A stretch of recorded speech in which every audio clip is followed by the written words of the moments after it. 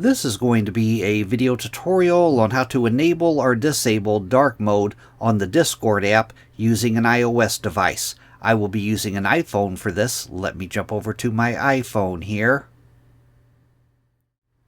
I have my phone opened up now and I am on the Discord app. To enable or disable dark mode, you want to go down to the lower left hand corner, tap on your name. Then in the upper right hand corner, you want to tap on the little gear wheel. Then you'll scroll down a little ways, down to where you see the app settings section. And in the app settings section right here, appearance.